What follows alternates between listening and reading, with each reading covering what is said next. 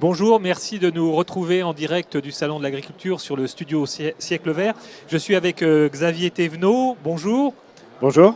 Vous êtes directeur du développement durable de Syngenta. C'est l'un des grands acteurs mondiaux dans l'agrochimie, mais aussi dans les semences. Vous avez une petite particularité. Vous avez été racheté il y a quelques mois par ChemChina, donc un acteur chinois. Qu'est-ce que ça change d'avoir un Chinois comme actionnaire ? Eh bien, au niveau opérationnel, concrètement, en France et en Europe, ça ne change pas grand-chose.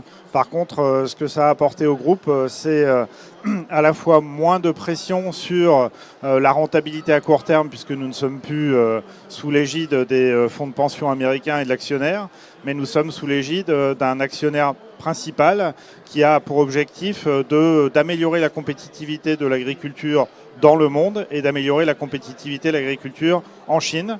Donc qui veut investir fortement en R&D pour aider l'agriculture à satisfaire la demande mondiale en calories.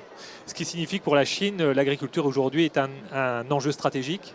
Alors oui, la Chine, l'agriculture est un enjeu stratégique puisque c'est à peu près 20% de la population et que 4 ou 5% des terres arables. Donc forcément, quand on a cette équation-là, on a besoin non seulement de produire une agriculture performante en Chine, mais aussi de sécuriser ses approvisionnements par le reste du monde.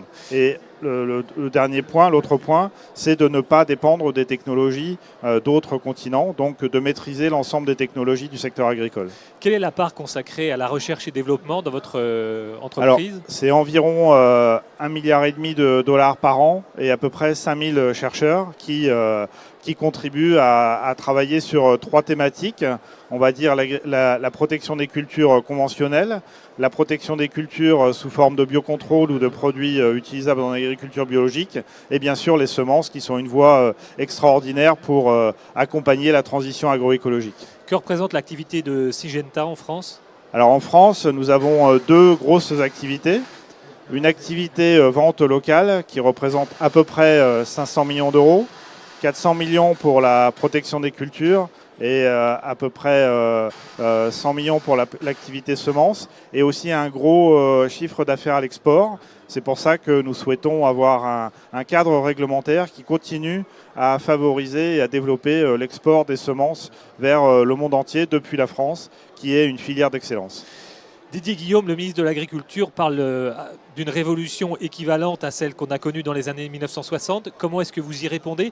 Notamment parce qu'il y a un objectif politique qui a été fixé par le gouvernement, c'est de diminuer de 50% les produits phytosanitaires à l'horizon 2025. Est-ce que vous êtes prêt ? Alors, on est prêt à répondre à ce challenge. Je le disais tout à l'heure, on est un des premiers acteurs du biocontrôle et de l'agriculture biologique en France, avec des produits aussi bien utilisables en vigne, en culture légumière et en culture céréalière. On est prêt aussi avec la génétique, parce que les variétés résistantes aux maladies, ça a été rappelé hier par le ministre, sont un des atouts clés pour répondre à cette transition écologique. Et on s'inscrit parfaitement dans le contrat de solution pour accompagner cette transition.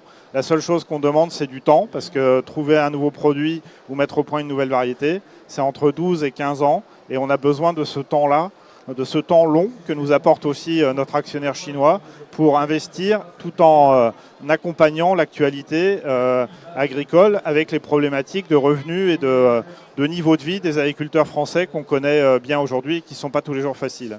On parle beaucoup du développement du biocontrôle. Qu'est-ce que ça représente aujourd'hui et qu'est-ce que ça pourrait peser demain ? Alors aujourd'hui, on estime que c'est à peu près, alors si on cumule bio et biocontrôle, à peu près 7% du marché de la protection phytosanitaire. On pense que ça va passer à 15% d'ici 2025.